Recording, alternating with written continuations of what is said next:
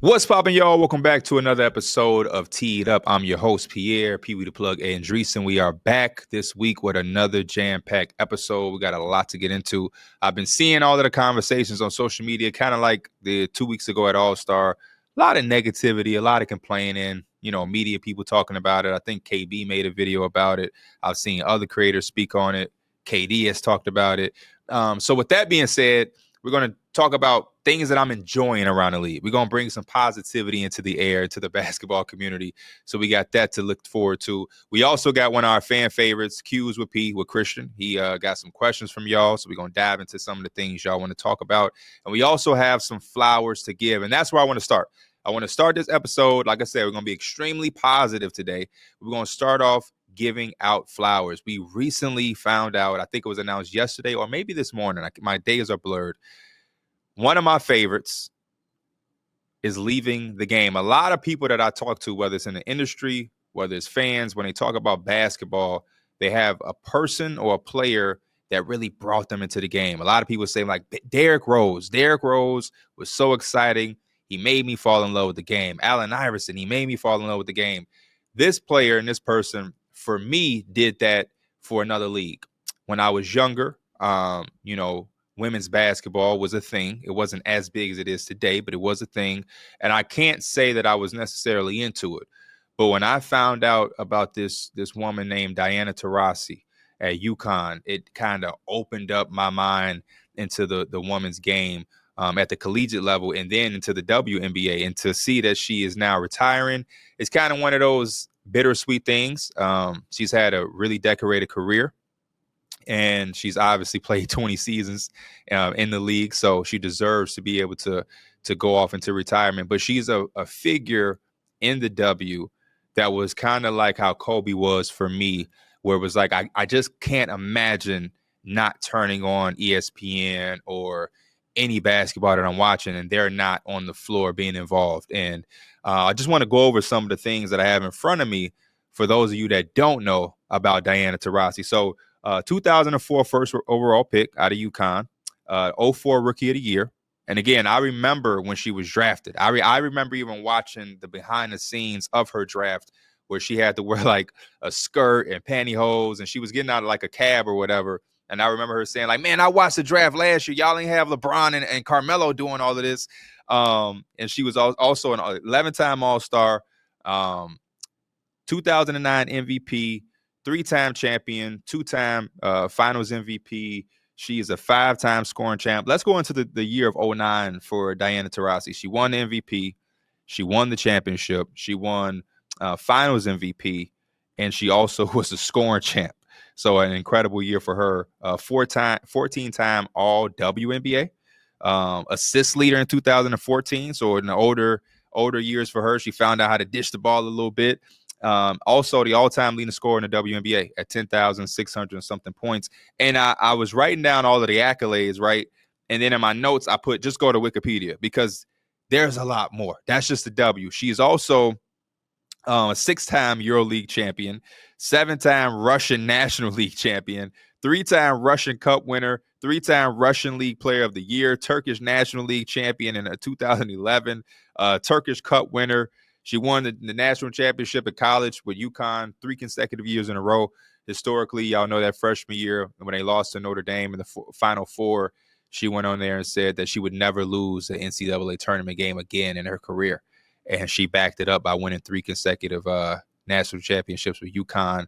I think they beat Pat Summitt in Tennessee twice in back-to-back years. That's when I really got into women's college basketball. That was the time.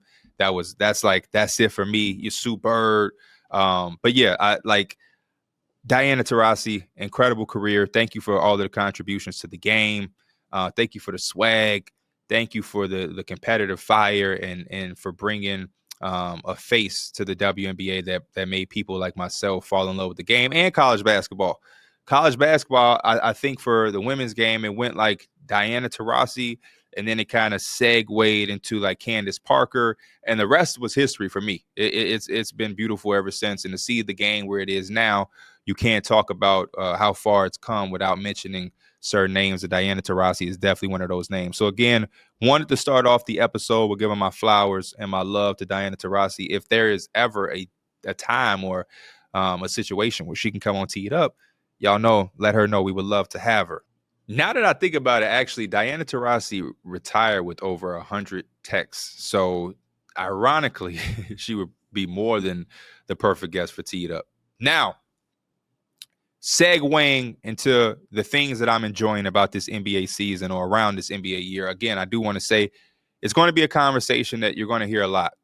I don't know why, how, when, but for some reason, we're just in this stage where nobody is happy. Nobody is pleased. And it's kind of becoming, to me, a bigger distraction, a bigger conversation than it needs to be. Feels like our game is just in a place where it's constantly getting nitpicked. And I'm a fan of a lot of other sports, right? So I look at MLB. A lot of people don't know baseball was my number one sport. I was just better at basketball. But I look at baseball, they have their concerns and their opinions and the criticisms there. But for the most part, baseball is not a bunch of people just sitting around complaining. You know what I mean? It's just not what it is. Football. I have football friends who love football as much as me. They have their criticisms, but they're not sitting around for the most part just constantly every day killing and nagging about the game. I don't know why we have that in our game. I don't know. It goes from the viewership, why the ratings low, the physicality is missing, the All-Star game sucks.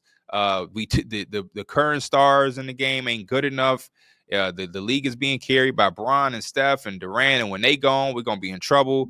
The overseas players are catching up to the American players. It's just so many conversations that's just making all of the field just go down and down and down. So again, to bring up the spirits, to throw some positivity into the community, let's dive into some of the things that I'm enjoying. The first thing I want to start with is something that I defended all past summer. All offseason long, I defended this NBA draft class. This new class that came in, a lot of people was writing them off before they ever got a chance to step on the floor. Because there was no Wemby, because there was no Cooper Flagg or no Paolo Banchero, everybody was just dogpiling on this class constantly. And it was one of the most annoying, unfair things that I've seen in a very long time. But I must say that I'm enjoying everything that I said about this class. I went on record to say I understand there is no Wemby. There may not be a guy in this class that you're going to necessarily build the franchise around. But when I look at the landscape of the NBA on a year-by-year basis, there's always only about 7 to 10 to 12 superstars in the league. And when we get past 10 or even to 10, a lot of those guys are fringe, right? We have certain guys in our league that are all-star level players who at times show us superstar worthy basketball. So they kind of, they straddle that line a lot, right? But for the most part, there's about 7 to 10, no doubt for sure, superstar, not all-star players, superstar players in our league at once. So that lets me know that every time I go into a draft class, I shouldn't expect 5 superstars, right? I just shouldn't expect a draft to produce 5 superstars year in and year out. That's just not the case. But when you look around the league, role players dominate our league. That's just what it is. Majority of the NBA is high quality role players, and you can't go anywhere without role players. You cannot win in today's league without proper quality, high level role players. And to me, that's what this draft class always showed that they were going to have a chance to produce.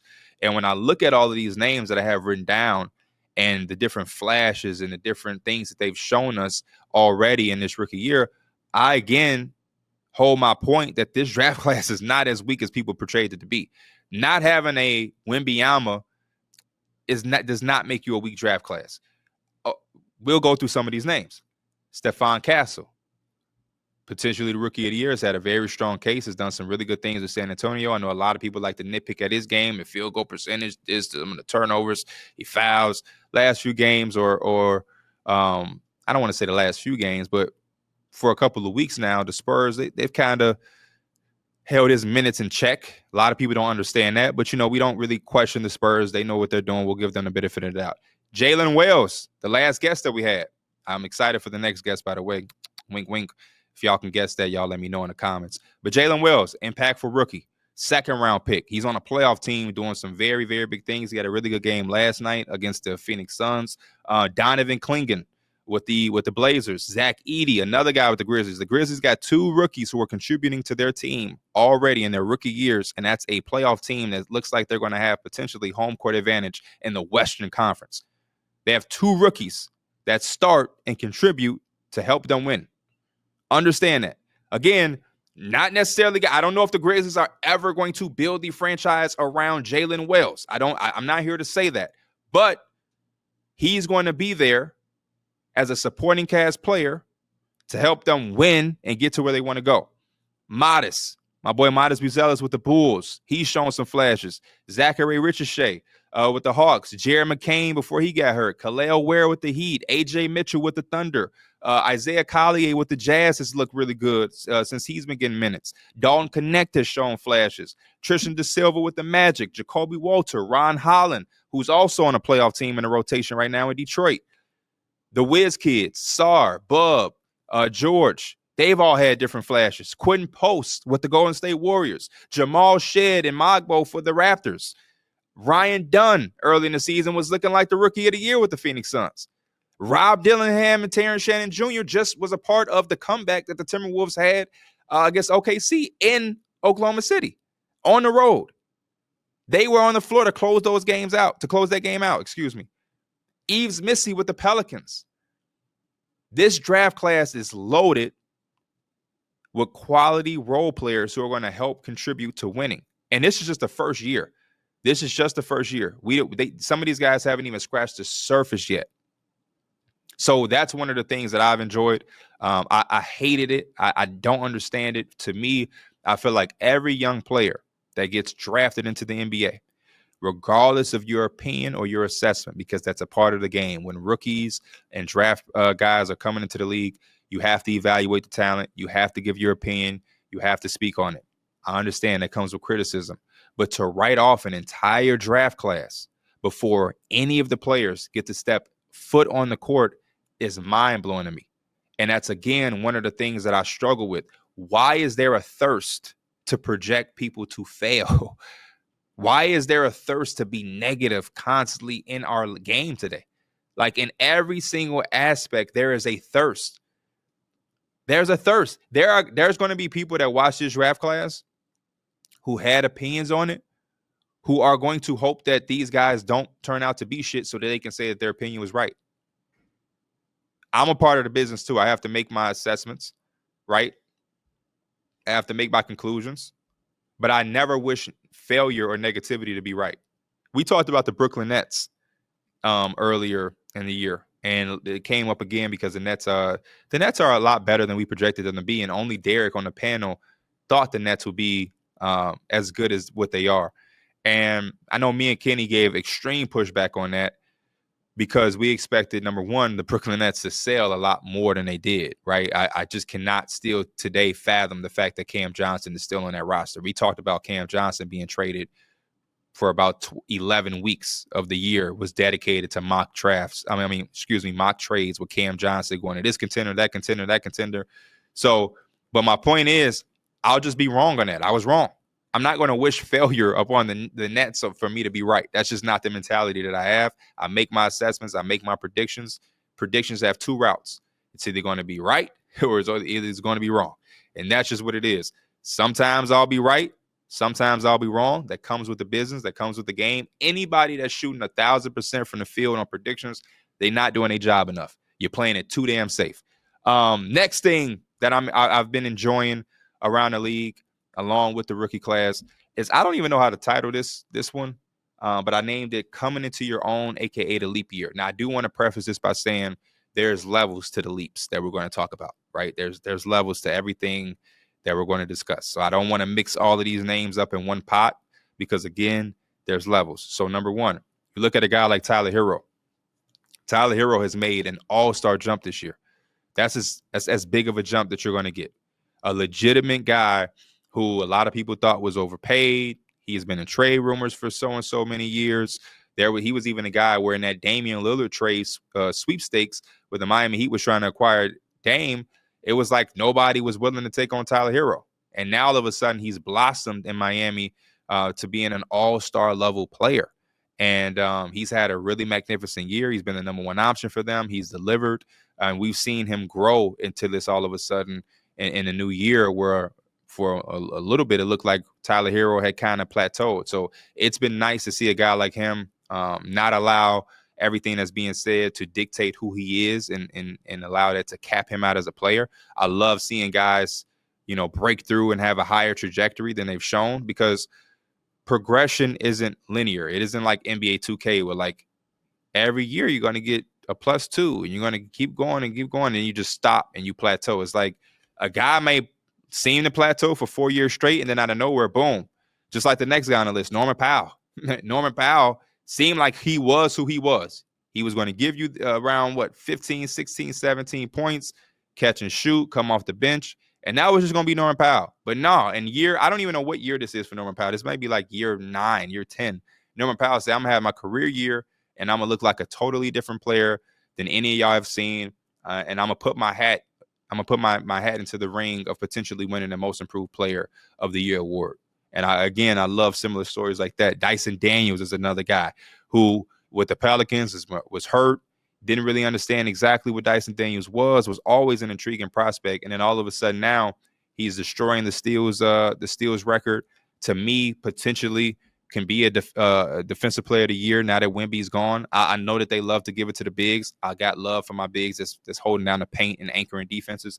But to me, it is something about being a guard in this league and defending the way that he defends. I have love for the Jayson McDaniels, the Drew Holidays, when Marcus Smart won Defensive Player of the Year, the Dylan Brooks of the world. It's hard to guard the perimeter. I felt J-Dub when he said, man, we need to start thinking about potentially making a Defensive Player of the Year award to 2 categories, the bigs and the guards, because what the guards do cannot continue to go unnoticed. It just can't.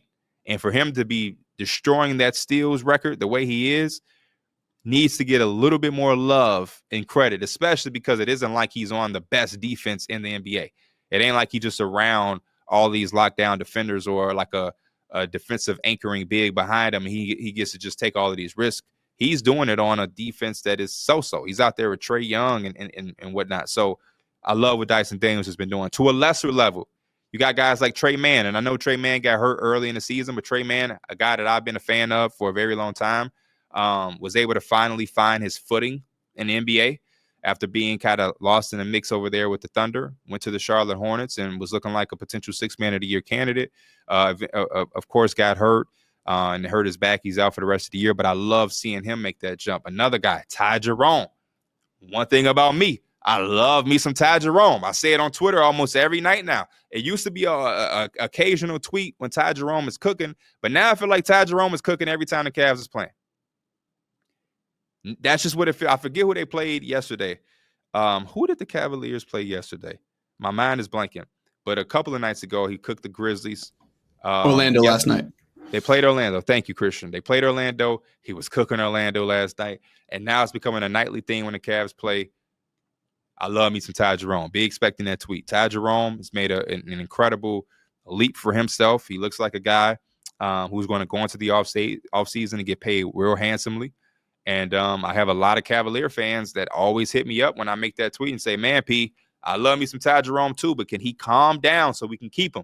If he keeps playing at this level, there's no way we're going to be able to retain him and bring him back to this team. So Ty Jerome, keep cooking these boys and get that bag in the offseason. Christian Brown for the Nuggets. I feel like he's kind of coming to his own. There was a lot of questions about them losing KCP, and obviously he doesn't give you exactly what KCP used to give you, but I think he has done a good job of filling that void for them, and he's allowed them to still be in contention, allowed them to still be a good, solid team who can compete in the playoffs, and I think he's going to continue to grow and help them in a lot of different facets on their way to potentially making a postseason run. Tamani Camara with the Portland Trail Blazers. He was a guy that I gave a lot of love to last year as a rookie, but it seems like he's becoming a more household name this year out there in Portland with his defensive efforts. So shout out to Tamani. We got Julian Champagnie, Brandon Boston Jr., who just got a 2-year contract with the Pelicans last night. Scottie Pippen Jr., Jay Huff with the Grizzlies. Moussa Diabate with the Charlotte Hornets. He's showing some flashes and looked like a rebounding fiend out there in Charlotte. Yeah, Keon Johnson and Tosan with the Nets. Kessler Edwards has been starting with the Mavericks. He had like a 15-9 game last week or so. It's a lot of guys in the NBA getting opportunities and are showing that they are NBA level players. And I've just been a fan of that. I think one of the things that helps that is the apron. As much as the apron has complicated a lot of things, it's been complicated for us fans and media people to keep up with. There's a lot that goes into the apron, the first apron, second apron. If you're a second apron team, you can't do this. The money got to be here. You got to do that. If you're a first apron team, you can get a buyout guy, but it has to be this. It's confusing to all of us. But one of the benefits is because teams are in the first or second apron and they can't just hit the buyout market and get anybody. I feel like it forces teams to really look at their rosters and give guys chances and say, hey, we got it. This is our team, and this is what we're going to use. These are the guys we're going to go out here and we're going to put on the floor, whether it's injury, whatnot. Like, we can't afford to just waste the money. So everybody's getting opportunities, right? Like, a GM is putting together a team, and he's like, hey, coach, that's what you got. Figure it out. The Mavericks, you're missing Gafford, Davis, Dwight Powell is back, but he was missing time. Lively was out. You're missing 4 centers. All right, well, Jason Kidd, you got to go out there and you got to start Kessler Edwards. It's just what it is. We can't just go and out of nowhere go bring a center. They did sign Moses Brown to like a 10-day, if I'm not mistaken. But Kessler Edwards, you got to go out there and you got to go hoop. The Memphis Grizzlies, I think, do the best job of it. So you see Scottie Pippen Jr. I remember him earlier in the season. He played against, I think it was the Lakers, and he was like, he wanted to go out there and show his ass, because one of those teams, or the other team that he's playing against, they didn't feel like he was able to play. They didn't feel he was capable. So he had a point to prove. I can't remember if that was against the Lakers or if that was against the Bucks, because Darvin Ham coached the Lakers when Scottie Pippen Jr. was there. But one of those teams, he was real focused and driven to have a statement game, because it was personal to him. Like, I belong in the NBA and y'all didn't think so. And now look, I'm over here thriving in a situation that knows how to use me and give me proper opportunity. And I'm taking full advantage of it. So that's one of my favorite things. I love seeing new names get in the mix. I love seeing guys who I thought could hoop when I watched them in college and I watched their film and I say, hey, Julian Champagnie is a bucket at St. John's. That dude, I don't know. I know he's not going to be a lottery pick, but whoever gets him, they're going to get a guy that can score the basketball in a lot of different ways. I love saying that and trying to see how it's going to pan out. And then boom, all of a sudden he's starting games for the San Antonio Spurs and knocking shots down. I don't think he starts anymore, but he had a stretch where he was starting and he was giving them some really good, valuable production. And sometimes still, when I turn the Spurs game on, Julian Champagnie will have 12 points with 3 threes. You know what I mean? Like that is very, very was euphoric to see, because the NBA is a kind of throat cutting business, and you get one opportunity and like that might be it.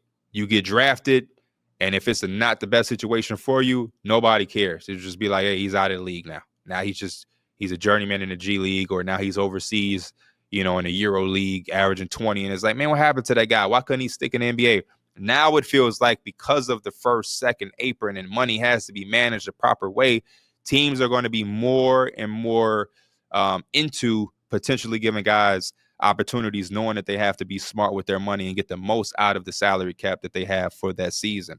Another thing that I'm enjoying is the award races. There is no clear-cut favorites in any of the real awards, especially since Wemby is now out for the season. Not to say that is fortunate, but, get well soon, Wemby. But the MVP race, I've seen stretches where it's a Jokic conversation. I feel like right now it's a Shea conversation. There was even a time where it felt like maybe Giannis could sneaky, get into that conversation. Celtic fans are always going to be like, why Jayson Tatum ain't getting no love? I feel like that's open. The Defensive Player of the Year race is now extremely open with Evan Mobley, Jaren Jackson, Dyson Daniels, because Anthony Davis and Vic are out. Most improved player, Norman Powell, right? Jalen Johnson was in that conversation before he got hurt. I'm seeing the Cade Cunningham thing. I will say, y'all already know, numbers on the board, guys.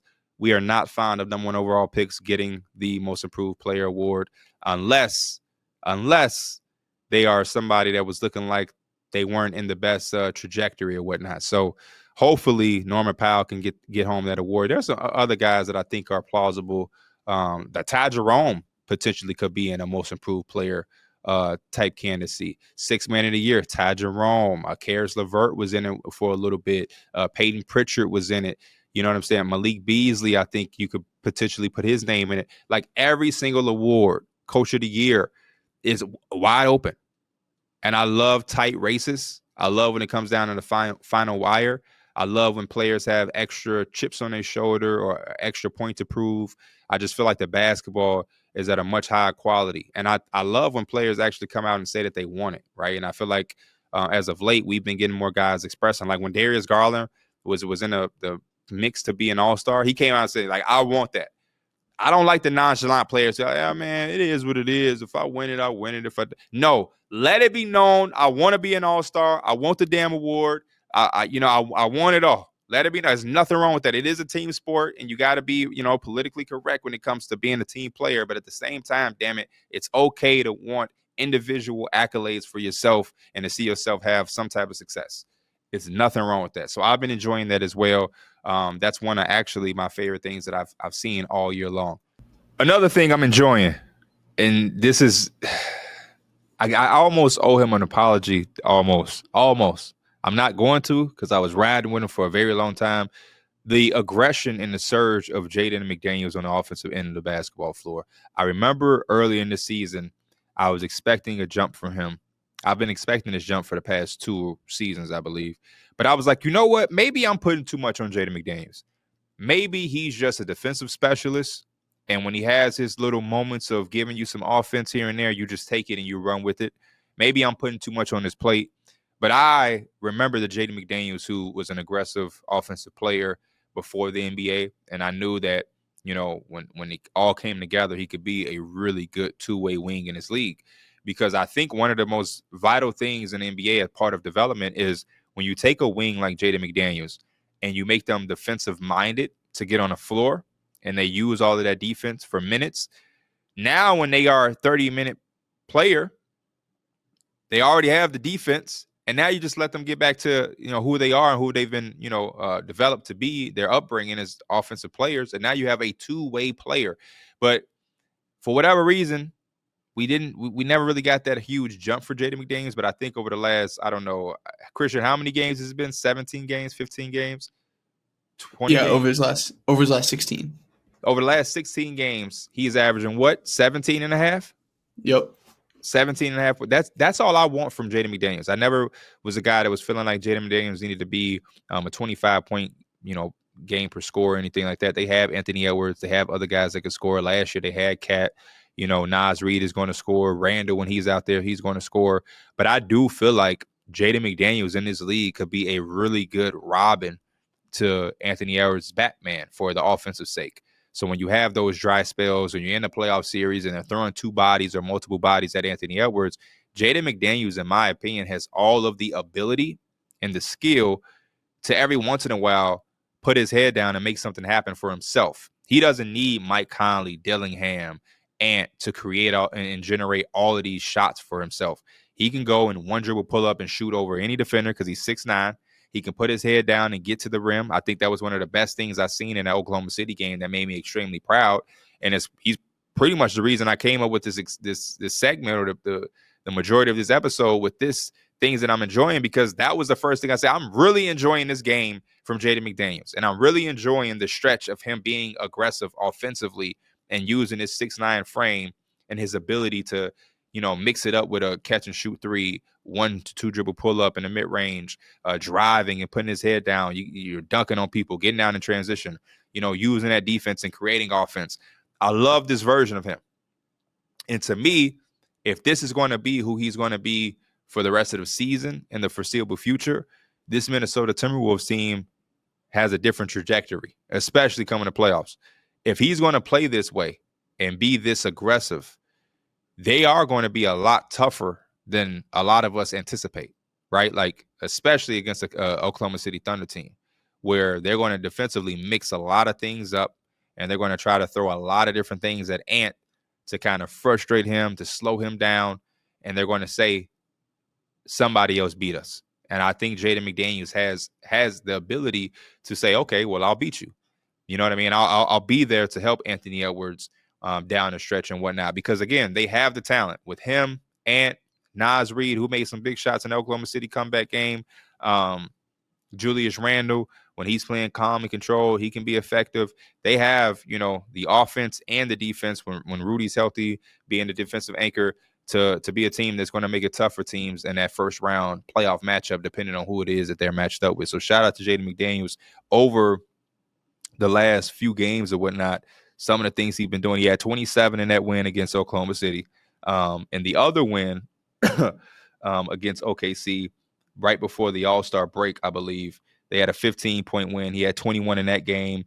He had 21 against Houston. They have a really good defense. He had 30 against Portland in a 16-point win, 22 against Sac, 23 against Washington, 27 against Dallas, who's been a really good defense. So these are the games where if I was his trainer or if I was a part of the coaching staff, these are the games that I would be referencing for him going forward. I need you to play like this. I need you to play like that. And all of these games, he's getting his shots up.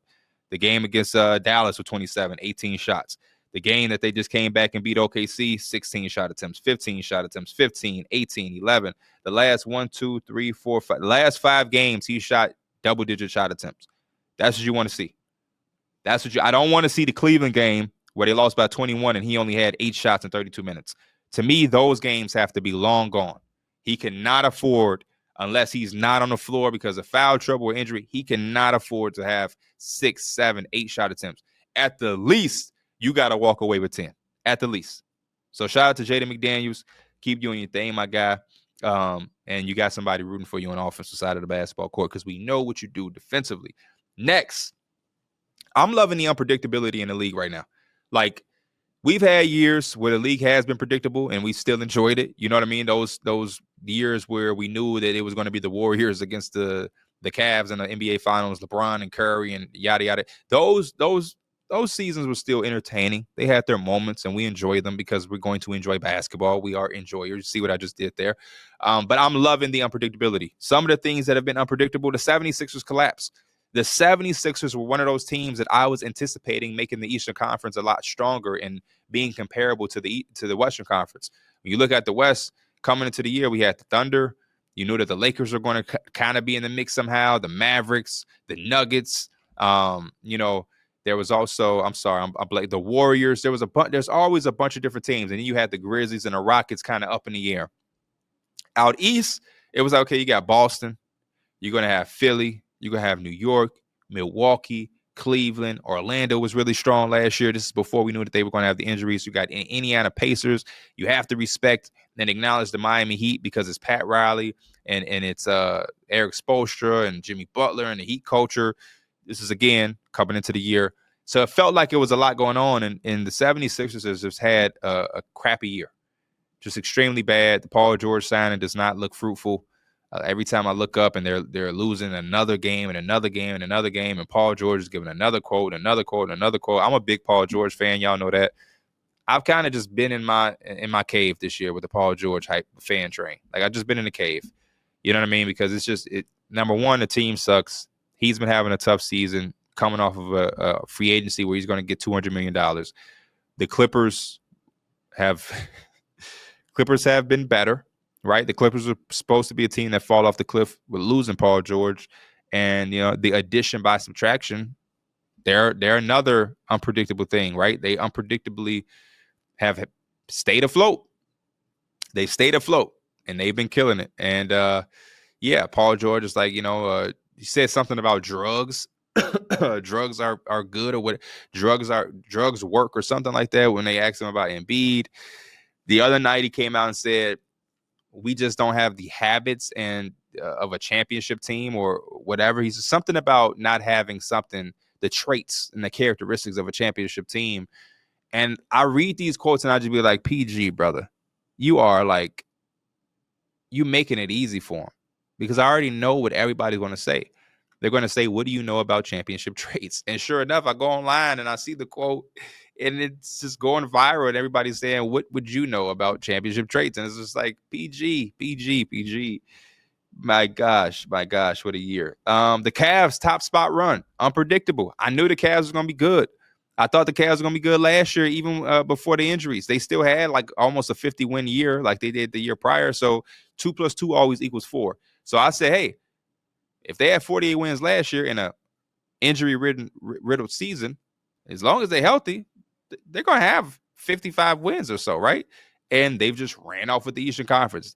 I, again, just didn't expect them to have this type of year. And again, that's one of the unpredictable things that I'm loving. Like I said, the Clippers staying afloat, addition by subtraction, aka the less is more theory. We have not dived into the less is more theory on Teed Up, but there will be a point when we do that. The Pistons bounce back year. Who predicted that?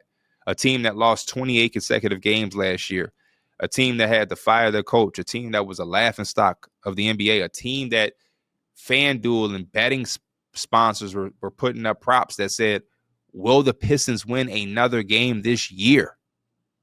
They're now comfortably in the playoffs. And not only are they in the playoffs, they're going to have to be a team that you got to prepare for.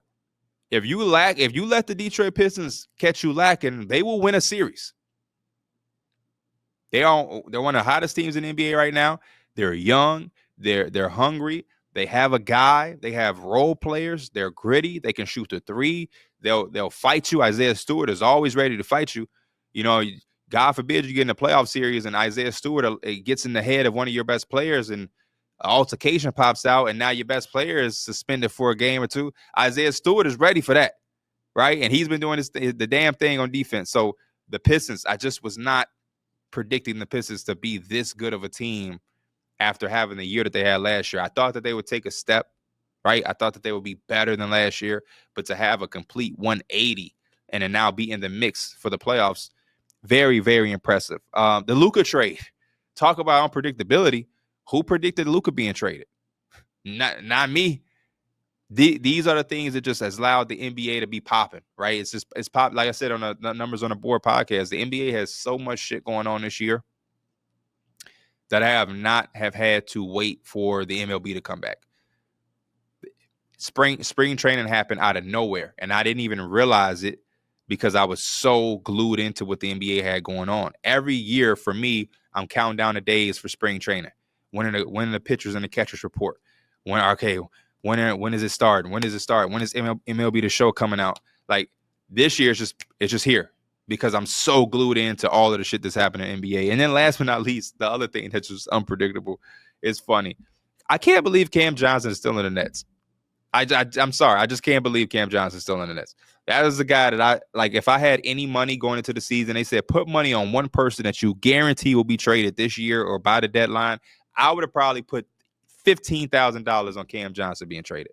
And I would have lost $15,000 because there is no way in hell Cam Johnson is still a damn Brooklyn Net. I can't believe it. I can't believe it.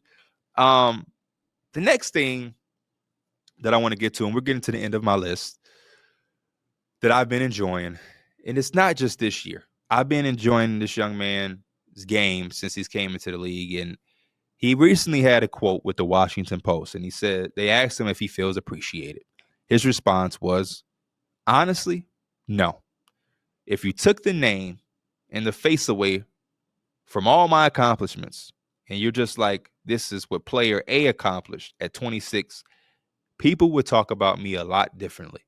And you know, I read that quote and I said, facts. Because when you look at Jayson Tatum's accomplishments, when you look at his resume at 26, it's actually kind of crazy. It's actually one of the best resumes you could see for somebody before 27 or before 28, let alone before 30. And he's a Pisces, so shout out to Jayson Tatum. I see right now he's March 3rd. I'm 5th. Gordon Hayward and Kyrie are March babies. Zach LaVine is a March baby. I think Steph may be a March. Let me see. It's Steph Curry. We're gonna segue because this is my show. I can do whatever the hell I want to do. Is Steph a March baby? Steph is March 14th. I'm telling you right now, if me and my March guys put together a team, we busting a lot of ass. I'll get how many people we need? I'll give me 8 of my March guys against any of you other months. I think KB is October. So KB got what? He got him, Derrick Rose. They share the same birthday, October 4th. Yeah, KB, you get your birthday team, KB. You and Derrick Rose against me, Kyrie, Tatum, Gordon Hayward, Zach LaVine, Steph Curry. I know we got more. I don't know who our big gonna be. I know somebody, Miles Turner or somebody that can shoot the basketball. Draymond Green, March 4th. Small ball 5. Jared Sullinger, Matisse Thybulle, Obi Toppin. Who's got my birthday? March 5th. Who are the March 5th NBA players? Joel, you know how to say his last name. You know him. From Gonzaga? Yeah. Killian Tilly, also from Gonzaga. Wally Serbiak, Mason Plumlee, Emmanuel Mudiay. We got some Shaq? guys, man. Shaq is what? March 6th. Shaquille O'Neal, Shaq. The one and only. No, I'm looking at it right now. I don't see Shaquille O'Neal. Oh, yes, I do. Shaquille O'Neal, 1972. Boom, that's my 5, baby. Josh Hart. Hey, man, I'm putting my mark. We got so many people in March. We're going to put together a 15-man rotation. We got Jake Layman. No, you got Jake Layman, Corey Kispert. Did you say Jamal Crawford off the bench? We got some white boy shooters. I didn't know we had Jamal Crawford. Yeah, give us Jamal Crawford. And we got Mahmoud Abdul-Rauf, a.k.a. Chris Jackson. That's before your time, Christian. You don't know nothing about Mahmoud. If I asked you what college Mahmoud went to, would you know? LSU? My boy. Round of applause for Christian, man. Tap in. You better not be over there checking, but I wouldn't disrespect your game like that. Keon Johnson, Elijah Hughes. I know you know Elijah Hughes. Oh, Anthony Davis. We good. I ain't got to look no more. I only went 11 days in. Anthony Davis is March 11th. So we would go Steph Curry at the 1. We got Zach at the 2. No, Zach, you coming off the bench, my boy. We got Steph. We got me. Tatum. Anthony Davis. And then we got Shaq. Off the bench, we got Zach, Jamal Crawford, Chris Jackson, a.k.a. Abdul-Rauf. We also have Mahmoud Abdul-Rauf. We also have my mind is blanking. I forgot who we had. But yeah, we stacked. Just know that. We stacked. And we want Josh Hart off the bench, Corey Kispert off the bench. We stacked and we ready to rock. Anyway, sorry, Jayson Tatum, that we got distracted. Wait. Did you say Gordon Hayward? Did you say your boy Gordon Hayward? Oh, yeah, we got Gordon Hayward too. How did I forget Gordon Hayward? And we got Kyrie Irving. I might have to come off the bench. I'm sorry. So our backcourt is Steph and Kyrie, Tatum, Anthony Davis, Shaq. I'm going to come off the bench because I'm a winning player. So off the bench, you got me, Gordon Hayward, Jamal Crawford, Josh Hart, Draymond Green, Mahmoud Abdul-Rauf. Yeah, hey man, y'all don't want no smoke. And that's again the first 11 days of March. I don't know who's on the back end of March. Anyway, Jayson Tatum, 6-time All-Star, 4-time All-NBA, All-Rookie, and most importantly, 2024 NBA champion, who's already made 2 finals appearances thus far. Jayson Tatum has damn near made the conference finals every year of his career. The dude is phenomenal. He's averaged 30 in the league. He did that when he was 24. I don't know if you know Tylil, the streamer, Christian, but he had Tracy McGrady on there for a second. And Tracy McGrady was like, man, you ain't young based off what music you ain't an old soul based off what music you listen to. You still a young dude. And he asked Tracy McGrady, like, man, what you was doing at 24, like 23? And Tracy McGrady looked at him and said, averaging 30, and walked off. Jayson Tatum can say that. Jayson Tatum was averaging 30 at 24 years old. The guy is averaging 27 right now, with 9 rebounds and 6 assists and a steal, 2.8 turnovers. Don't turn over the ball. He's shooting 35% from 3 on 10 attempts. Right. So like Jayson Tatum is like a picture perfect basketball player in the sense of the word. He guards every night. He can hit game winning shots. I know we all got tired of seeing the step back 3 every time the Celtics were in a clutch game last year, but hell, he got it in his bag. He can dunk on you. He's an all-star. He has a picture perfect smile. You put him on the bag of Ruffles. You could put him in a Gatorade commercial. He got a Jordan sponsorship. He's an active, involved father. We already know the stigma on black fathers that we've seen in the historical part of the world. You can't say that about him. He's got the what is the SoFi banking thing. That's what KB interviewed him last year at the NBA All-Star. I don't get the lack of respect for Jayson Tatum. I never understood it.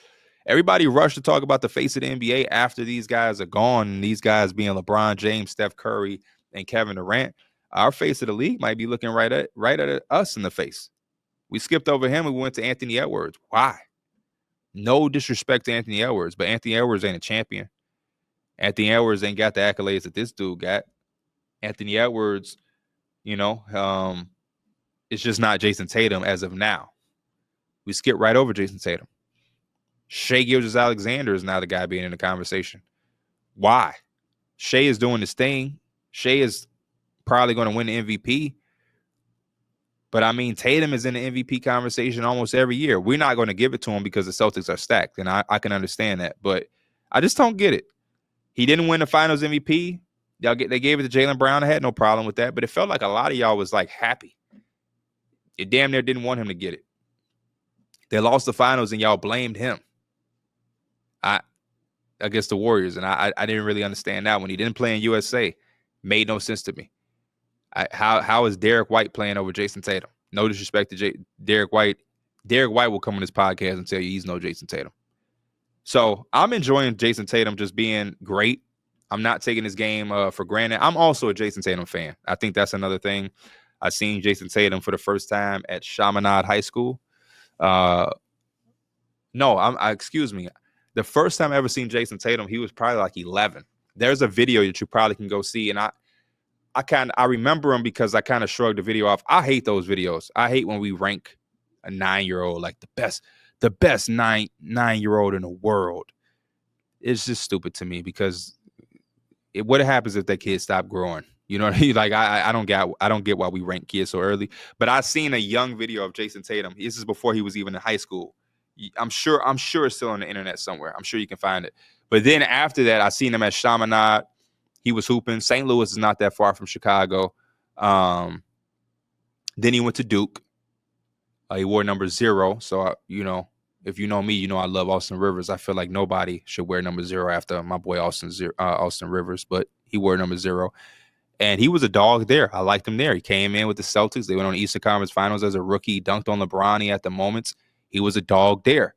And I've always just loved his game. I've always loved his game. And when you even just look at the stats in front of you, you just see the evolution of him coming in as a guy who was taking a few threes, and to now be a wing who is shooting 10 threes a game right now is insane.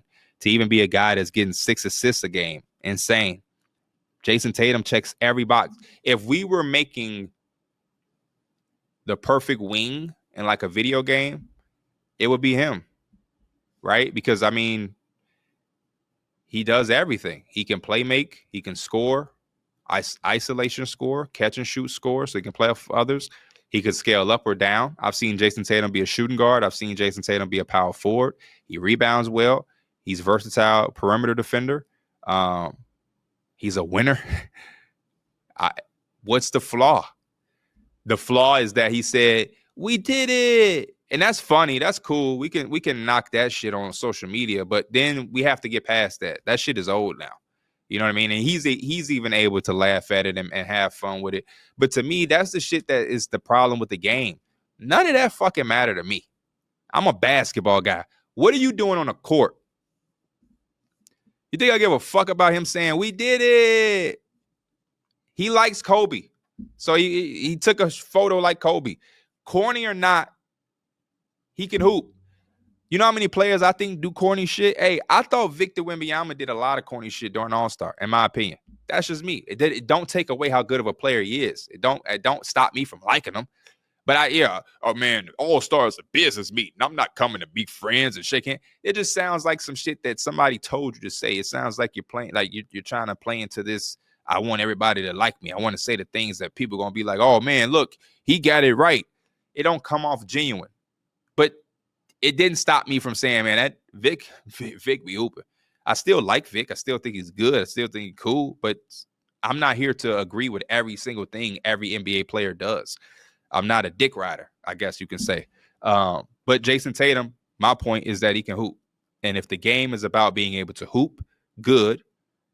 Y'all say y'all like efficiency. He's efficient. Y'all like winning. He wins. You can put him in front of any ad.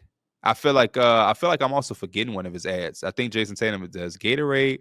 He has the Ruffles. He does Jordan. He has a SoFi. Why do I feel like Jayson Tatum is like a McDonald's or a Burger King or something like that?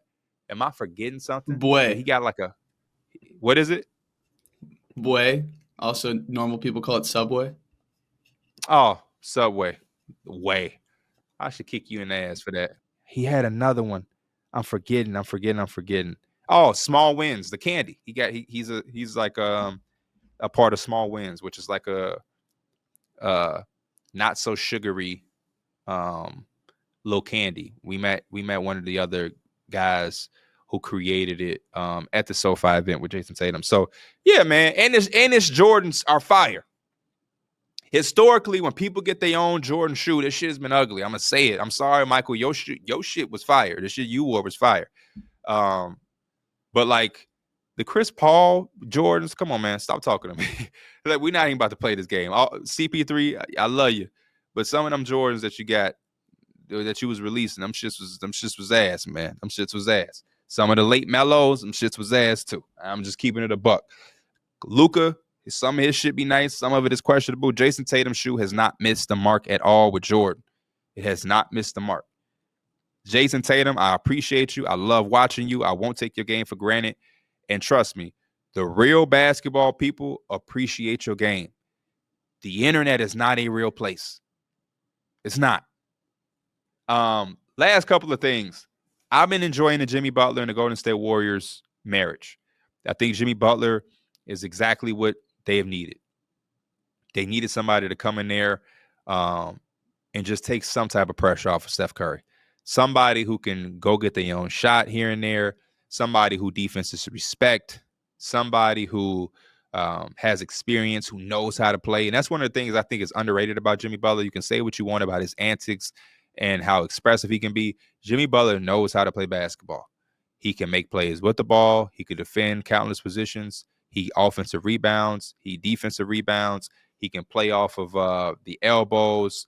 He can create his own shot in the mid-range. He's going to get to the free throw line and put pressure on the paint. He can play without the basketball and cut, backdoor. All of that flows well into what the Warriors want to do, and it's been seamless. Right now, they're 6-1 in the Jimmy Butler experience. They have a plus 19 net rating. They're fifth in offense, second in defense during the stretch. They're forcing turnovers at a league leading rate. They're getting to the free throw line a lot more. That's just off of the strength of Jimmy Butler. And he himself has been averaging 18, 6, and 5 on 46, 9, and 87. You heard it right, 9. He's shooting 9% from 3. That's okay. That's okay. You're 6-1. You're 6-1. That's okay. All that matters is you're getting the wins. But every category for the Warriors, for the most part, goes up since adding Jimmy Butler. All of the three-point shooting numbers plummet. When you look at Jimmy Butler on the court with this guy, on the court with that guy, off the court, it's a major difference. When Jimmy Butler is on the court with all of these different lineups, the three-point shooting goes down. But you'll sacrifice that for the defense going up and for wins. And I think that he will not continue to shoot 9% over his Golden State Warrior tenure. But he seems to be motivated. I think him and Draymond Green complement each other a lot more than people gave credit. I think people just thought of like two people clashing automatically. But I think defensively it allows them to run around and have a different type of attitude and being tenacious. And I've been liking what I've been seeing from them. The last thing that I'll wrap up with the things that I've been enjoying, and this one is kind of near and dear to my heart, and I've talked about this a little bit on the podcast a few times. I really do think the power forward position is back. If you go do your research, you can go on YouTube because countless creators talked about it. I'm sure there's articles out there. I've seen Reddit posts about it. Over the last decade or so, the power forward position seemed to have died, right? A lot of small forwards were beginning to play power forward, and a lot of power forwards were going to play center. It became a small ball era, and it all started really with the 7 or second less Suns. Shout out to Mike D'Antoni. We got to get Mike D'Antoni on Teed Up. But I remember when he kind of scaled everything down. Amari Stoudemire, who came into the league as a power forward out of high school, they pushed him up to center after the first few years. Sean Marion went down to power forward, and I think you had Joe Johnson at the 3, Quentin Richardson at the 2, Steve Nash at the 1, and they were just playing fast. And after, they were ahead of their time, but down the line, teams start to gravitate to that, and you start to see a lot of small forwards go to power forward and power forward go to center, or you would just have a traditional center, and we would just have like two guards and 2 wings around that traditional center, and we'll just run up and down the floor. The league that I grew up on had a more traditional setting of a front court. Now, I've never was saying we got to go back to having 2 guys post up on each block. No. We don't need that. But some of the physicality, some of the power in power forward was gone, and it was taken away, and it became positionless basketball. But to me, positionless basketball was just taking away the power forward, because it was guards, forwards, and bigs. So all we did was just remove the power forward, and we just allowed all of the other wings to just scale down. But now it feels like the power forward position is back. We have Giannis, we have Evan Mobley, Jaren Jackson Jr., Jalen Johnson, Scotty Barnes, Pascal Siakam. Those are the top of the top. And I'm probably forgetting somebody. I always forget somebody. So if I did, apologies. But that's the top of the top. Like the cream of the crop power forwards. Like those guys are superstars. And we have some stars and some all-stars in that mix. But when you look around the league, I mean, the Grizzlies, they go Zach Edey and JJ. That's like a traditional front court. Jared Allen and Evan Mobley for the Cavs. The Bucks do Brook Lopez and Giannis. The Magic got Paolo and Wendell Carter or Goga. The Timberwolves go Randall and Gobert. The Jazz, Larry Markkinen, Walker Kessler. The Mavericks will be AD and Gafford or Lively. The Suns, when healthy, is Jabari Smith Jr. and Sengun. You have the Nuggets with Aaron Gordon and Jokic. Hell, the Pelicans over the last few games, Zion has been at the 3. There's Zion, Kelly Olynyk, and Yves Missy. That's been their front court. When Chet got back, it's been Chet and Ihart starting for the Thunder. Bam and Khalil Ware for the Miami Heat. Pascal and Miles Turner for the Pacers. Jalen Johnson, when he was healthy, he was in the front court with Double O and Clint Capella. It just reminds me of what the game was when I was growing up, and I like it in this new era. Again, it doesn't mean that we have to have 2 guys posting up on the block, but we can be fast, we can pace in space, we can get shots up, but we can also still have the power in the power forward. We can have the size. I like when these teams come out and they have size. I like when the Grizzlies have JJJ and Zach Edey in the front court, Evan Mobley and Jared Allen, Chet Holmgren and Isaiah Hartenstein. And I love versatility as well. So we're not saying that you have to always have 2 bigs on the floor, right? You can scale down and have a small ball lineup, a big lineup, and different things like that. But I just love seeing the power forward position back. When I was growing up, Zach Randolph was a power forward. That's what he was. He was a straight-up power forward. David West, Carlos Boozer, Blake Griffin, Paul Millsap, Kevin Love, LaMarcus Aldridge, power forwards. Early 2000s, Kevin Garnett, Tim Duncan, they always were placed in the front court with a center. Always. Then, again, we got to a certain point where it was like, let's scale down. Now, and over the older parts of their careers, obviously they became centers because they were less agile. And I understand it. Tim Duncan being at your center because you don't want 44-year-old Tim Duncan playing power forward and not having the mobility and agility that he once had. Same thing with Kevin Garnett and whatnot. But I love that we're getting traditional lineups and size in a modern game. I think it's unique, and I think it's a advantage, right? Size is something that's always going to be important because no matter how you're playing the game, you want to limit your turnovers, you want to score the basketball efficiently, and you want to control the glass. Having more size is going to give you an advantage to control that glass and have an efficient offense because the more size you have, I'm guessing, the more easier it'll be to score at the rim. And that's the easiest shot in the game that you want to be able to take advantage of. And if you're able to apply enough pressure at the rim, you're going to make defenses collapse and load up to stop you there, which would then open up the perimeter. The game is to always be played that way. You don't play it outside in. It goes inside out. Though, like, no matter how much we try to change the game, the basics and the bases are always going to be that way. It's just always what it's going to be. They can try to come in and do all this new age shit.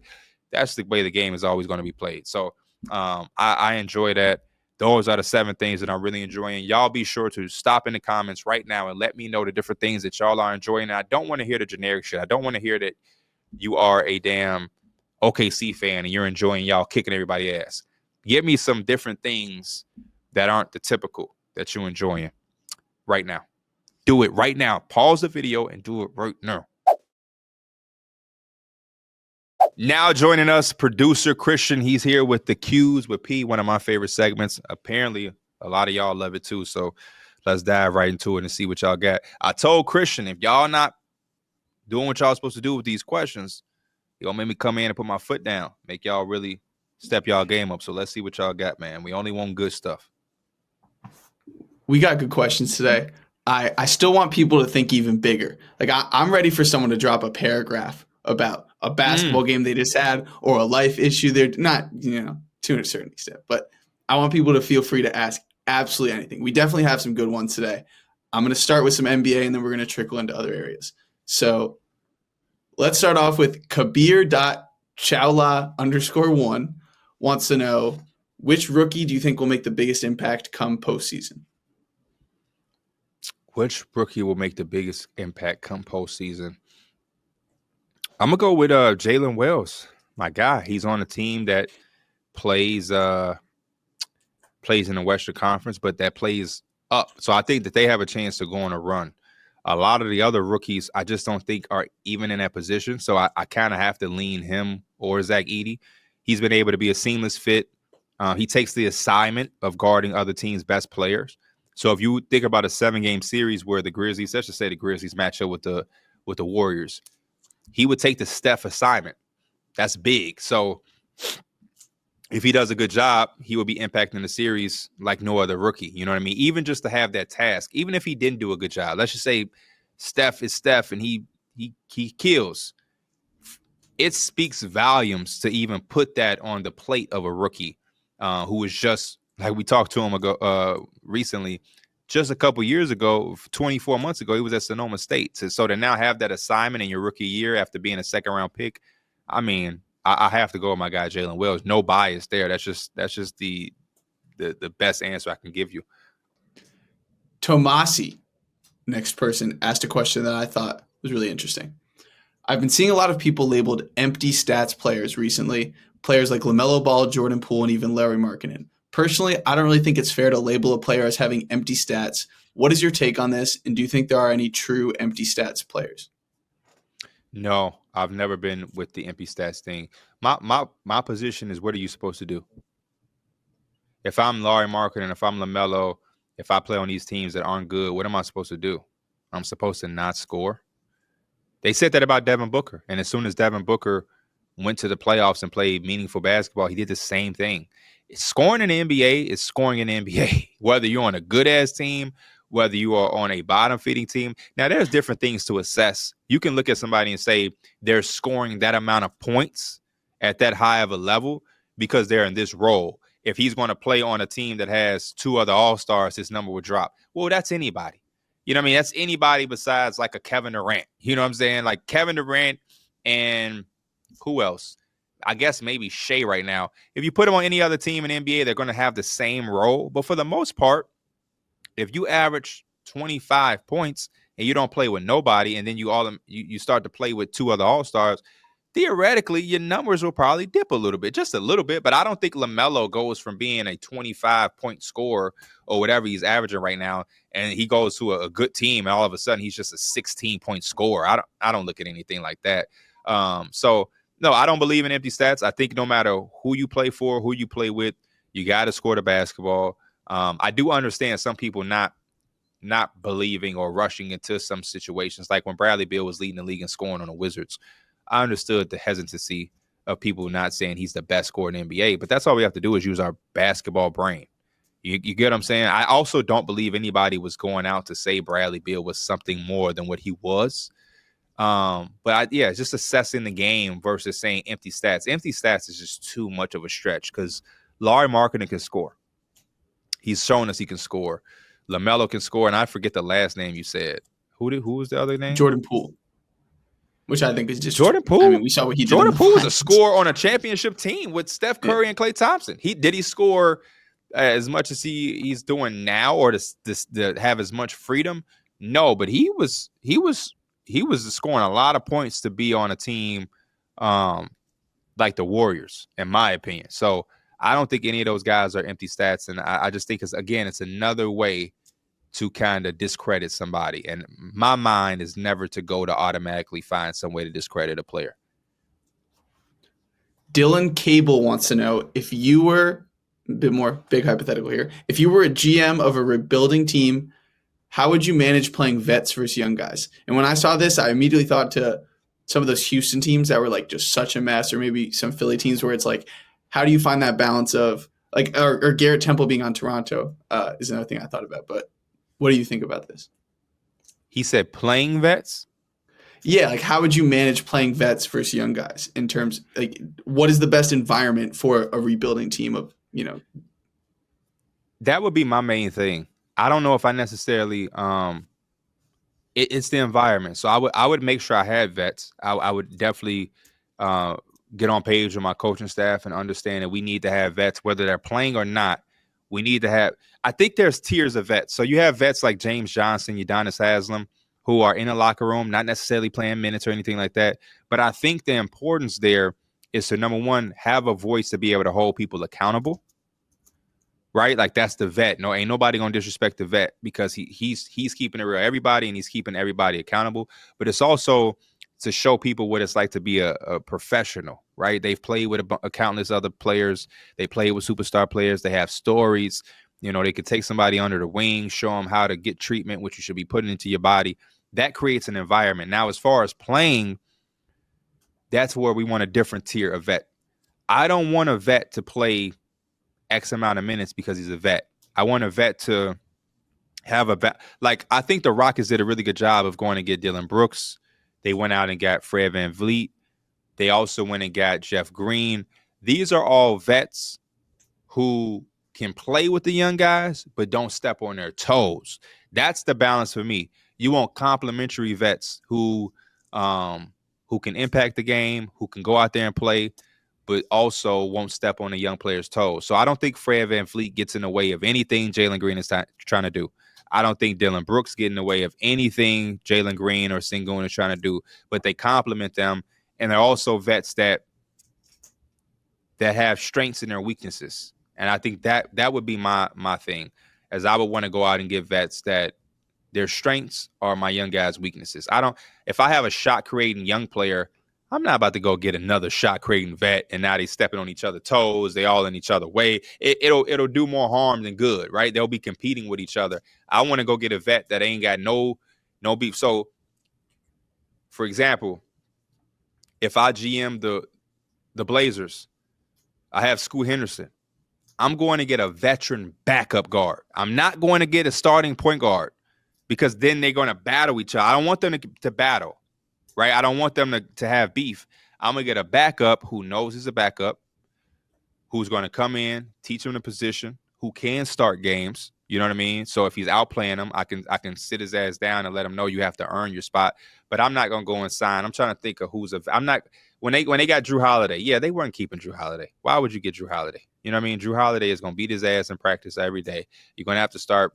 I would go get like a Malcolm Brogdon, right? A professional who could start if he's really outplaying him, but is also a guy that could play behind him, could play with him. So I think that's the healthy balance versus just having vets to say you have vets. You got to have vets that make sense. And it really depends on the team. But I do think that the NBA needs more vets.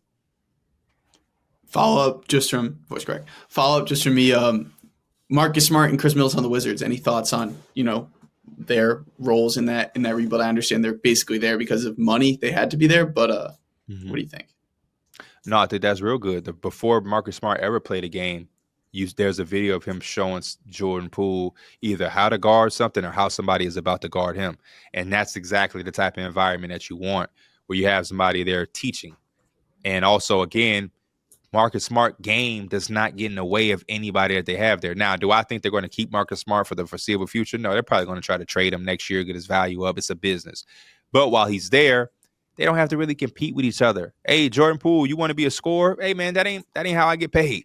I'm just here to help, and I'm here to be a vet. You know what I'm saying? And I love guys that buy into being a vet, right? You know what I'm saying? That's also important. But again, it's about the environment. But I do think Washington needed that. You know, I think the same thing in Detroit. You know, they had a lot of youth up in there. And then they brought in the Tim Hardaway's, the Malik Beasleys, the Tobias Harrises of the world. And you just inject a little bit of veteran leadership, some experience, some guys. One underrated thing about vets, too, vets know what they do. Young players still don't have an identity in the league.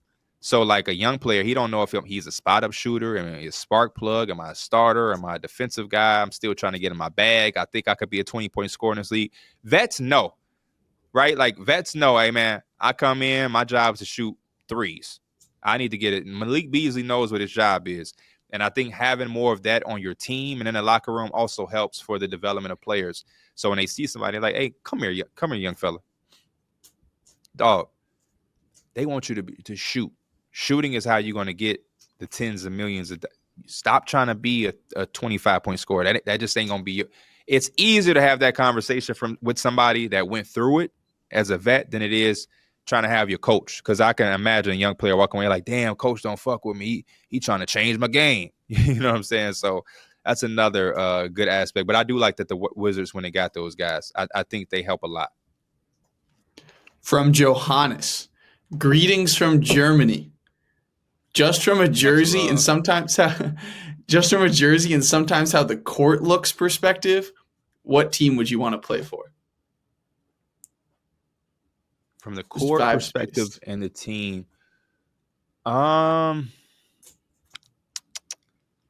I wouldn't want to play with the Miami Heat. The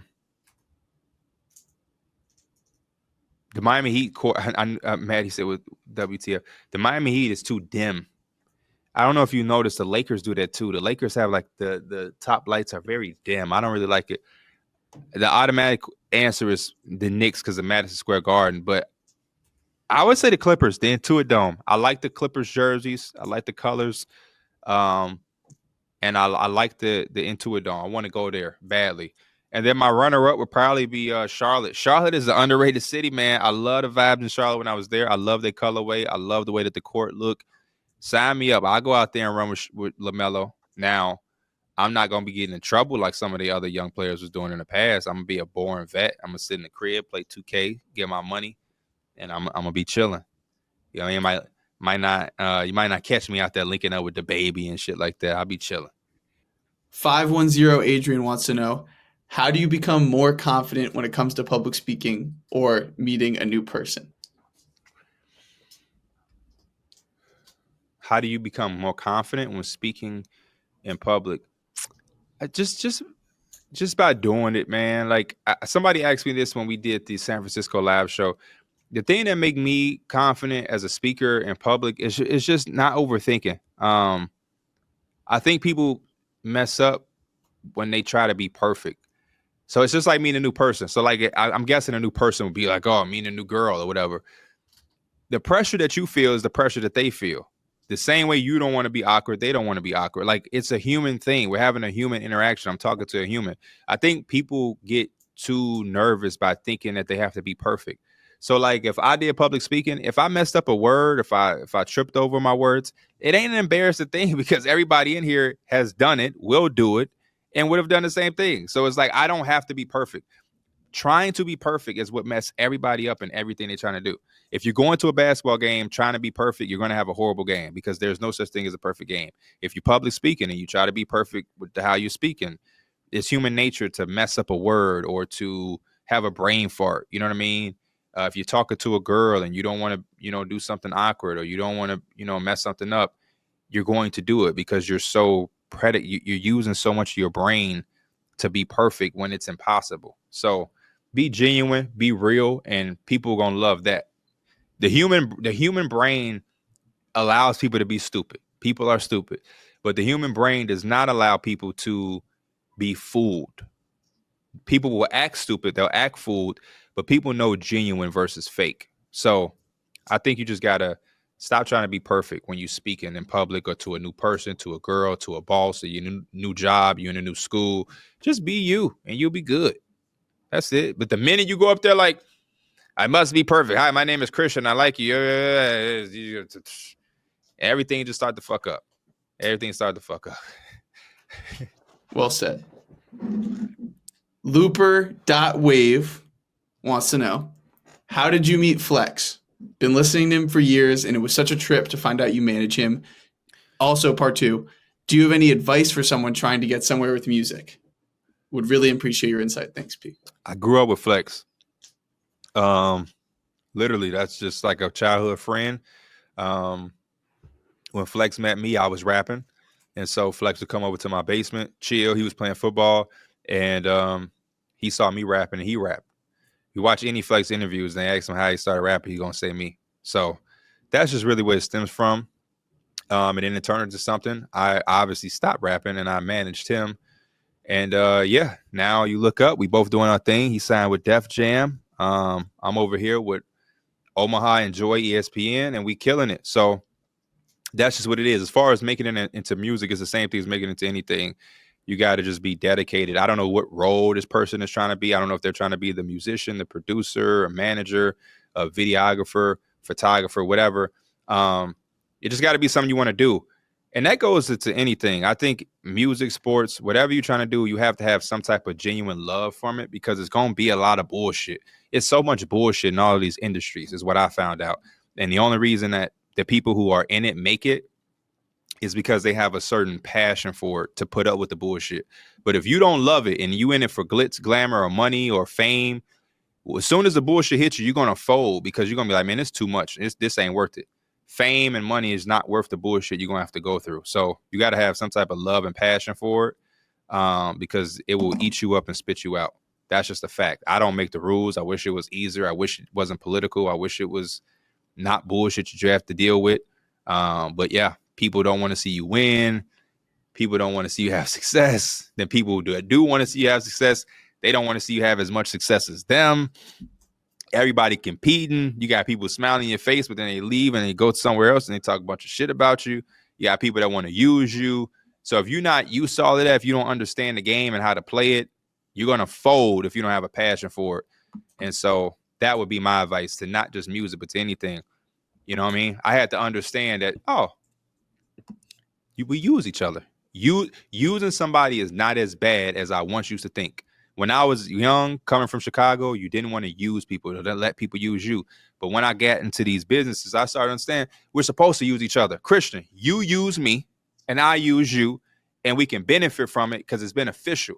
It's only a bad thing if I'm using you and you get nothing from it. If I'm just using Christian and then I'm going to just throw him away once I get what I need, that's when it becomes really bad, when your intentions are wrong. But in these industries, you have to find people that you can use. Let's use each other and go higher. So that's my advice for music, sports, movies, anything that's an industry that you have to work with outside people, and people gotta,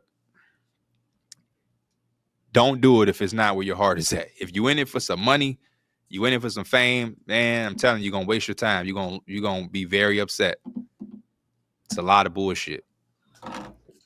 T-Show wants to know, other than sports and music, what other interests do you have? I like reading. I read a lot. I haven't read too much as of lately because we was doing the book club stuff, and I put all my focus into that. I like reading, and I like the youth. I like the people that's next up. I like making sure the youth have everything that they need, because the people who are older, we're supposed to tell them, like the last question, it's my job going through the bullshit to let him know that there's bullshit in it. That's what it's all about. You're supposed to get information and pass it down. So that's why one of the things I wanted to do with this show was like transfer information. When I get guests, I try to also ask the questions that I want to ask and the things I want to know, but I also try to get gems, to get game for the upcoming hoopers. That's why I'm like, bro, if I was an upcoming hooper today, looking at the landscape of the game, my favorite player would be Jalen Wells, because I want to watch everything that he's doing so I can know how to make it. You know what I mean? Our next guest, it's the same thing. We're like, I'm watching these guys and I'm listening to what they're saying and I'm trying to mimic what they did because I'm trying to get to where they're at. But everybody's not going to be a LeBron James or Andrew Wiggins who's on a cover of Slam magazine out of high school and McDonald's All-American. So if I'm not going to be that, let me go get information from the guys who had to get it out the mud and from other avenues. So I think that's what I enjoy. I enjoy taking information and passing it down. And I also love dogs now. Since I got a dog, I love dogs. That's what all my Instagram is dogs, dogs, dogs, dogs. I see the beauty in every dog now. I used to be a person that used to be like, oh, that dog is ugly. I rarely say that anymore. I don't think any dog is ugly. And yeah, that's just what it is. And I'm about to be 30 next week. Next week, I'm going to be 30. So the next episode will be my birthday episode. I'm so excited I'm one of the only people. I'm excited to get older. I'm excited to be old. Like I said yesterday on the Numbers on the Board show, I don't want to be a young person. The young people are stupid. I'm not saying that in a mean way. I was stupid when I was young too. It's nice to be old and to be boring. I like being boring. I don't want to go to the club every weekend. I don't want to do dumb stuff with people getting shot at and going to jail. I like just sitting at home with my dog, reading a book, paying my bills, cleaning my counter. You know what I mean? That's boring, boring. Counter. That's super. Yep. That's For real. Cleaning my counter, man. Yesterday, I went and got me some all-purpose cleaner from Trader Joe's, trying some new shit because I need my counters clean and prestigious 24/7. 24/7. Mr. Manuel Piggy wants to know, what advice would you give to someone that wants to get more into college basketball? What advice would I have? Oh, I love these questions. Listen, all of this shit be so simple. If you want to get into college basketball, watch it. Watch it. If you want to get into music, listen to music. Like, everything that seems complicated or overwhelming, make it simple. Just keep it simple. Keep it simple. KIS. Keep it simple. KISS. Keep it simple. When you watch college basketball or you get into college basketball, it might seem overwhelming. There's 300 something teams. It's probably even more. How many teams is in Division I basketball? 363, I think. 363. Super overwhelming. But if you watch throughout the week, you'll have a game on ESPN. Saturday morning, you'll have a game. Sunday, you'll have a game. And you just start there. Hey, I'm going to watch Duke right now because they got Cooper Flag. And then I'm going to go watch that. That's another way to get into college basketball. Go to Google, type in NBA mock draft for this year. I don't care what the mock draft, who it is, it don't have to be accurate. Look at the list, look at the players, and look at their schools. And then watch those schools. So you'll see Cooper Flag, he goes to Duke. Watch a Duke game on Tuesday. Thursday comes on, scan across the games. Who's playing? Okay, Rutgers ain't playing, so I can't watch Ace Bailey and Dylan Harper. Okay, I can't watch Yegor Demon, because BYU ain't playing. Okay, Marquette is playing. Anybody on Cam Jones. Okay, this Cam Jones. So now I'm gonna watch a Marquette game. And then what you'll start to do is you'll fall into other things and you'll start to see, okay, Cam Jones is playing against, I don't know, they're playing against Villanova. And now you have Thomas Sorber, who they're playing against. And then it'll just go around. But just watch it. Just watch it. And then you'll get to the point where you'll see somebody who's good and they ain't on the draft board. And now that's when you really get into college basketball, when it's like, it's just a good college basketball player. You might watch Kansas and be like, this Zeke Mayo dude can really play. Why the fuck isn't he on the draft board? And he's like, okay, you know what I'm saying? So that's how I would get into it. I would just Google college basketball every day to see who's playing on each night. And I would watch. And I think if you watch a game every other day, you can get into it. Every other day. Just find the game that matches your time and you'll be able to get into it. But just don't overwhelm yourself. I think people try to get into shit so much that it becomes overwhelming and then you burn out and then it ain't even worth it. It's like, oh, I'm going to watch 5 games a day. You know what I'm saying? I'm gonna watch every game today. And then before you know it, on day 3, you just like, okay, this is enough. So yeah, that would be my advice. But Just keep it simple. Yeah, start small. And follow Christian. Follow Christian. Start small, keep it simple. ODJ Hoops, and on Instagram. There you go. We knew on Instagram. Follow Christian. He'll help you. As someone who loves college basketball, like you said, it's overwhelming because I want to stay tapped into every team that could potentially be relevant in the tournament, because everyone who falls in love with college basketball is because of March Madness. So it's like, my love for college basketball worked backwards from March, because it was one year I'm watching. I'm like, damn, this team's really good. I wish I knew about that for my bracket. So it's like, I want to know all the teams. Honestly, it was Florida State when they were a 9 seed. They made the Elite Eight. I hadn't watched them a single time that season. After that, when they beat 1-seeded Xavier, and they beat Gonzaga as a 4 seed. And I think Terrence Mann was there, Kabengele. But that made me think, like, I didn't know that they went Clippers.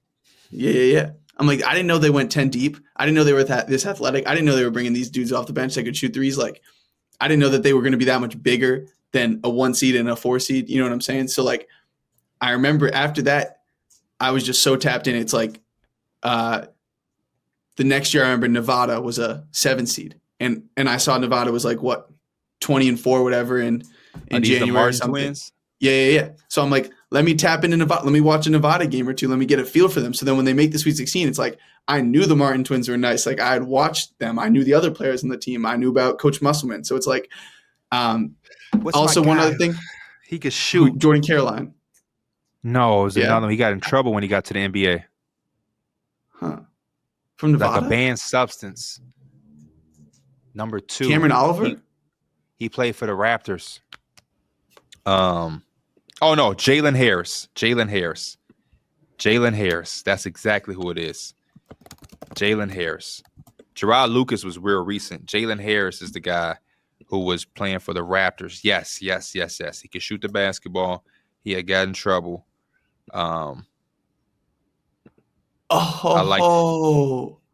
remember him? Completely forgot about this dude. Yes. He transferred to Nevada from on July 1st. He was dismissed and suspended from the NBA for violating terms of NBA NBPA anti-drug program. He was banned for the 2021-2022 season. That's who it was. Was he on the Windy City Bulls? Was he on the Windy City? He might have been, because he went to. I watched him hoop. I watched him hoop for the Windy City Bulls one time I went to see them play. Okay. Yep. Windy City Bulls, Westchester Knicks. Yeah. After the NBA, he had a G League little thing. But yeah, watch it. There's some incredible sites. Bartovic. A lot of times what I used to do is I would go to Bartovic, and I would just look at team stats, and I would look at things that I like or things that I find interesting. You can find who scores the most points in the nation, and be like, oh, I'm gonna watch that team tonight. And it ain't always the top teams. It might be some team in some little old conference that you don't really know or think of, or who shoots the most threes, who doesn't shoot threes. You know what I mean? Like, who's a team that's interesting that doesn't shoot that many threes? Who leads the league in free throws or steal? Whatever is intriguing that you may find, you could use a site like that and go watch. I also think it's important, like Christian said, to find things that help you. You may have condensed games may help you. You may follow somebody like Christian, who may constantly tweet about things. You may use something like that. Since it's not an ad, but I use it. You may use something like the Real app. The Real app is important for somebody like me because I have a job that I have to do in the NBA, so I can't keep everything on. But it's good to get a notification that's like, UNC is down 2 with 38 seconds, and then I can go and see that. Or it might say, man, come back, and it's 5 minutes left, and I can watch the last 5 minutes. That's really good to have. I also am an ESPN Plus guy because I don't want to always watch the Texas versus TCU. That's cool, but sometimes you may have a year where Bradley is a really good team, and Bradley ain't never going to be on ESPN. It's just not what it's going to be. So sometimes I want to watch my mid-major teams in peace. And that's how I do it with ESPN Plus. So it's real simple. Just watch and keep it simple. Keep it easy on yourself. Don't feel overwhelmed to know everything and know everybody. We have the question from Ryan Brow. Shout out Ryan Brow. He was the guy who guessed Jalen Wells first. And he had a good question too. So with March Madness coming up, what's the most important things to look for when looking at future NBA guys playing in the tournament? And he follows that up with, because we know the best college players don't always make the best NBA guys, and says Luka Garza, Shibwe. What's the best things to look for? Yeah, when like a guy who their stock rises in the tournament, what are things to notice? Honestly speaking, if you're looking for a draft prospect, you should have been looking at him way before the tournament, because the tournament is such a win or go home thing that I think it can be misleading at times. And I think it's, how many games is the tournament? The tournament is, if I go all the way, did I play 8 games? 6. It's a 6-game sample size. So, and a lot of these guys who we project not going to go that far, right? Like Rutgers has two of the top 3 projected guys. They're not making it in the tournament unless they win the conference championship or the conference tournament. They're not going to make it. The only guy, I don't want to say the only, but Cooper Flagg is a guy who's on a team that looks like it can go far. But I think by now, you've had by the time we get to the tournament, you've had a decent amount of games to really evaluate talent. By the time I get to the tournament, if somebody starts to act crazy, if Cooper Flagg goes on a stretch in the tournament where he's got 6 games averaging 40, then it's going to be, or averaging 30, it's going to be like, oh shit. But for the most part, me personally, I've already kind of done my shit. You know what I mean? I'm kind of already done it. It's things that can help. Like if Oklahoma finds a way to get in there, and a guy like Jeremiah Fears is a freshman guard, is just going on a tear, then you can watch different things. But again, I don't know. By the time I get to the tournament, I don't know if I'm evaluating talent still. I'm kind of set and I'm watching the games. And if one of those prospects do something that catches my eye, then I'll see. Or you may have a guy that you wasn't paying attention to that you might be like, hey, this is an NBA player. But I think at that point, you just kind of have to know. Like Enrique Freeman in Akron, he was killing. And I was just kind of like, okay. And then I seen them later in like the draft shit, and I'm like, oh, that's homie from Akron. And it's like, oh, he was a monster on the glass. Like, hey, he might, if he don't do nothing, he gonna rebound the basket. And that's where it kind of go from. But by the time I get to the tournament, I'm watching as a college basketball fan less than a scout or like a draft expert personally. Some people can never turn it off, but I dedicate all of this time to do this evaluating. So when I get to the tournament, I'm being a college basketball fan, dog. Like I'm turning all that shit off. Cooper Flagg is the number 1 pick. Dylan Harper, Ace Bailey, they'll be 2 and 3.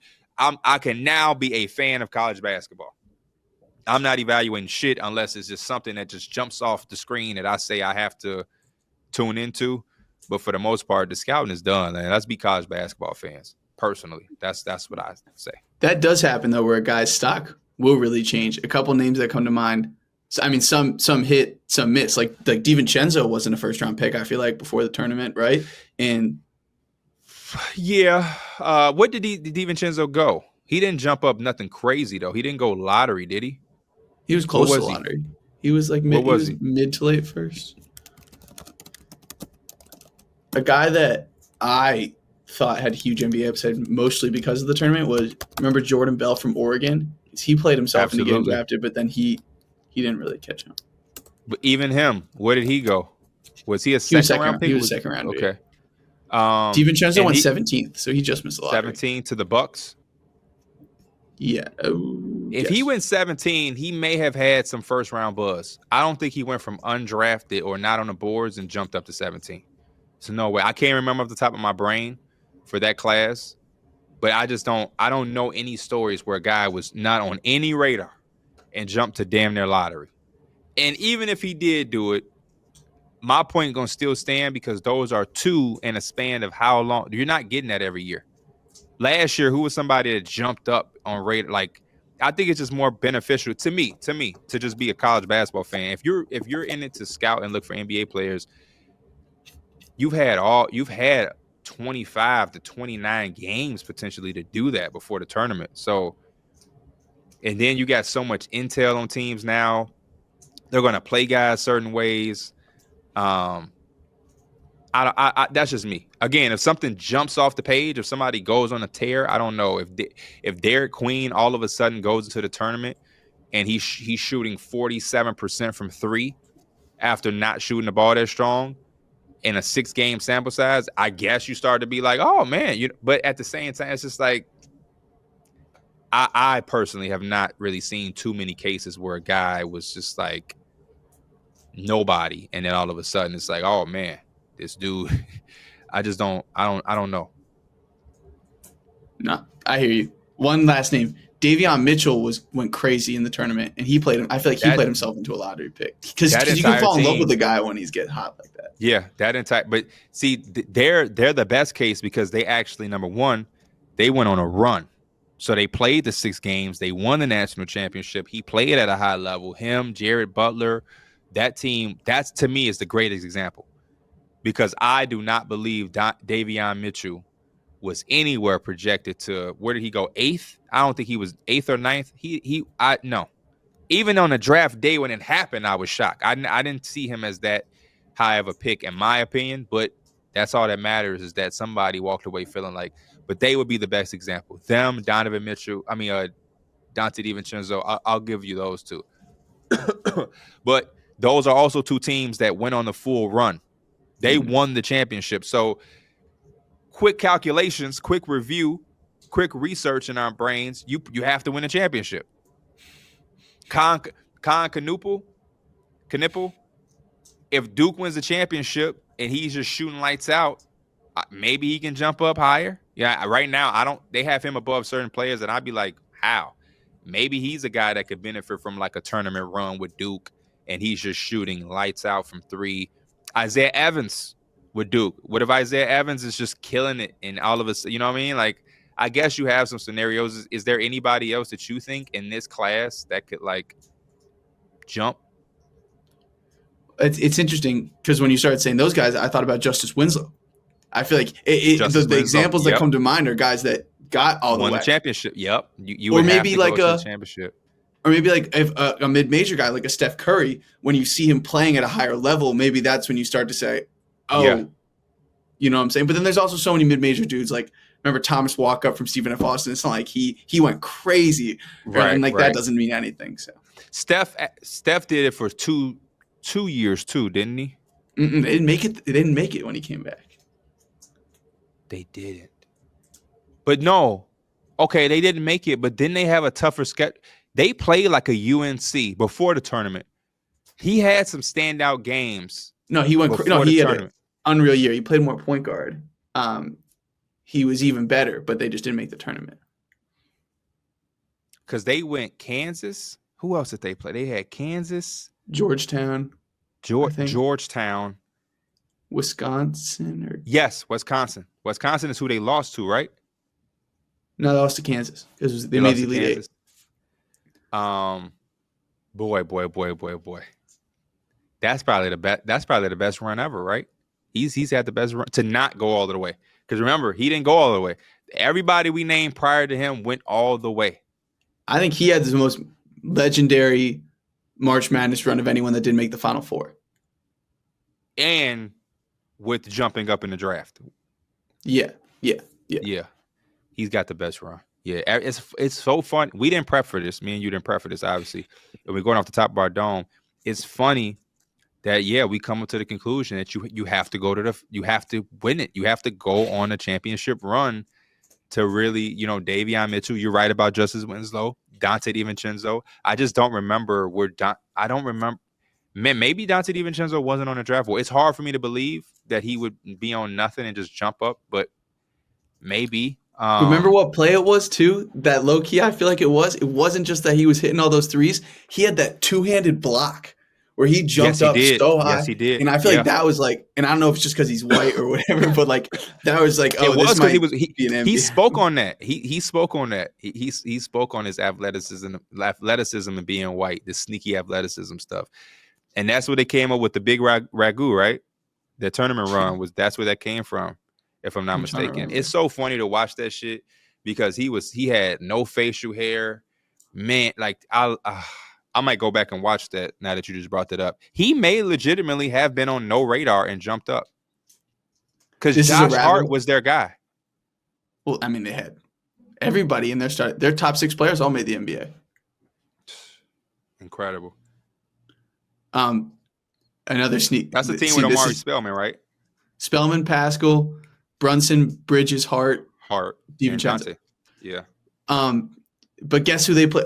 The rabbit hole can go forever with this, but guess who in the championship they play Michigan, led by Mo Wagner. But Duncan Robinson playing in the tournament, that didn't get him drafted, which is interesting. True. See, yeah. Is Charles Matthews on that team? He was. Charles Xavier Matthews. Simpson. No, we know where Charles Matthews is from, right? Chicago. Went to St. Rita. Yeah. So there you have it. You got you some draft stuff from the tournament. I forget who asked that question, but yeah, man. You can find some things if somebody's really jumping off the page, if somebody's going crazy, but make sure you keep a grain of salt, because I've also seen guys get hot and people be like, man, and it'd be like, dog, trust me, he's not an NBA player. You know what I mean? Like, that's why I love talking to Christian, because he also has the mind of understanding it's okay to just be a good college basketball player. You know what I mean? Like Fletcher McGee. It's just a good college basketball player. We don't have to put the NBA shit on every single body. But who has some good runs that are just good? Max Amos, just a good college basketball player.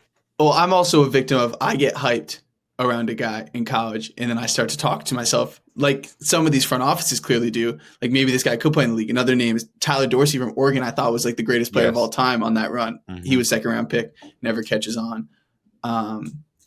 My Tyler Harvey from Eastern Washington led the nation in scoring. Lefty. Yep. Magic, bro.